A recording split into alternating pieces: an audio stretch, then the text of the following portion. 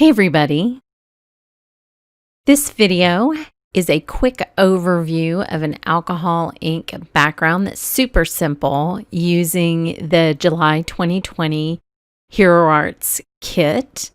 This kit is so much fun because it has a Lost City of Atlantis theme, which I'm not sure I've ever seen that in a stamp set before, so this is so fun.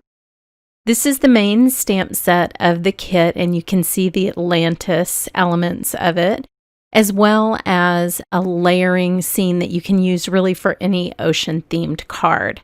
So that's what I'm going to show you. There are 2 border dies in this kit, as well as the dies that match the shapes. I'm just going to show you a trick that I use when detabbing my dies. I cut them into my Picket Fence Studios stamp scrubber. And it catches that little metal piece, which then hopped over to my MISTI magnet. But that way they don't fly around the room, and I love it. So I'm going to show you the layering portion of the kit, which is so beautiful. And I know that we all want to be at the beach right now, so this is a welcome set of images. I'm using Lemon Drop Hero Hues ink. This ink is so beautiful because it has such great coverage, and it's also a water reactive ink, which for this kit in particular you could use to make some beautiful water reactive backgrounds. There's actually a stunning example of that on the Hero Arts blog this month for this release, so be sure and check out Jeanette Cowson's card because I shrieked when I saw it. It's so pretty. So I'm doing a little bit of a non-traditional color scheme. This happens to me a lot. I think I'm going to make a beautiful beach scene, and then I'm like, you know what? I'm going to make it in some crazy colors because that is how I roll. So that's what I'll be doing. I'm going to use bright, sunny colors. That is the color of the environment around me right now. It's been so sunny and beautiful, and this is my favorite time of the year.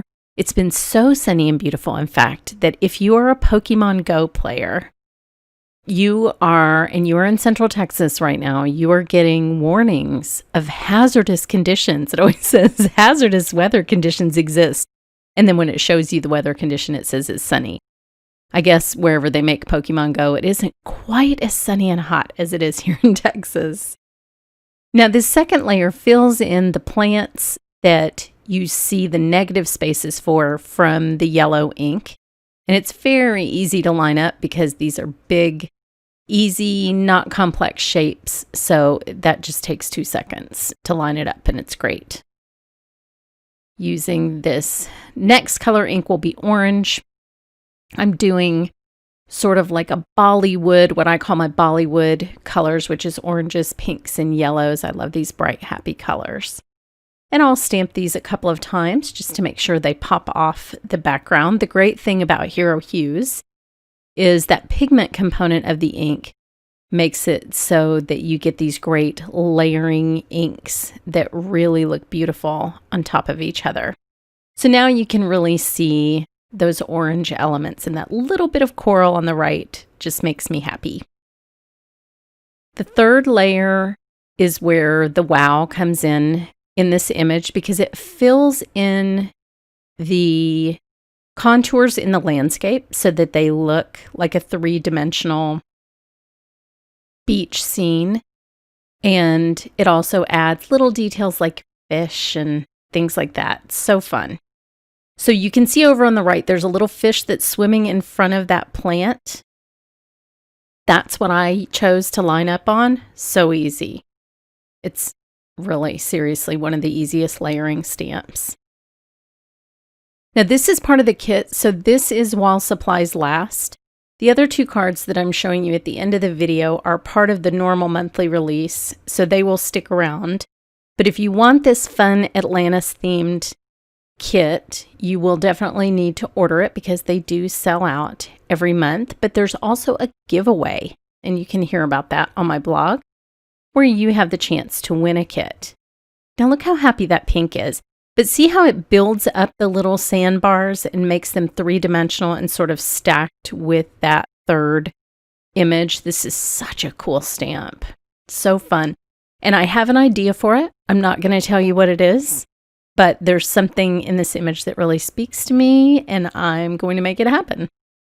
Now, one of the edge dies in the kit perfectly cuts this image out, and you're going to see that on my finished card. So I will clean this off of the last stamp and put that back. I love the little human figure in this. It's so fun. I can't tell you how much of my childhood was spent thinking about the lost city of Atlantis. We didn't have a television, and so a little friend down the street and I talked about this sort of thing nonstop. I wanted to go there. I wanted to see it. I was convinced it was alive and well, and there were strange sea people living down there. It's just such a fun memory. Now, I have some Marabu inks here. These are alcohol inks, and they have a really fun rainbow mixative in their alcohol ink line. And I have a video on that I will link you to. I'm also going to be using some alcohol lift ink with my second card. So I wanted to go ahead and get that out. This is actually mineral paper. This is made from rocks. And it's a very fun substrate to use with alcohol inks. It's actually one of my favorites. So I'll put a link to that below. And I will just remove the caps. I always forget to keep the caps in the bottles in order when I do alcohol ink. Don't be like me. Put them in the same place and don't knock them over. I'm using some sort of Caribbean colors, a little dash of purple just because the ocean is mysterious, and just dripping it onto this mineral paper and then blowing it around with my air gun. I love the shapes that you get when you use one of these air cans that's made for cleaning your computer equipment with. Just remember not to shake the can. And when the can starts getting really cold in your hands, you need to let it rest for a little bit. I learned that in an alcohol ink class at the Lady Bird Johnson Wildflower Center. I didn't know that before. So let it warm up again before you use it.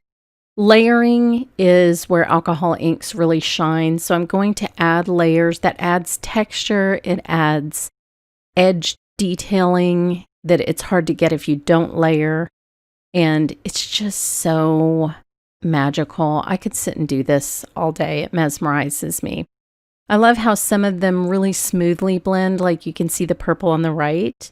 And then some get those fun edges where I hold the air can just a little bit closer to the substrate. This deep blue is really beautiful. I will add the colors that I've used below. But really the magic is in the layering where they blend together and you get to see what those colors look like when they mix, and the translucency makes it super fun.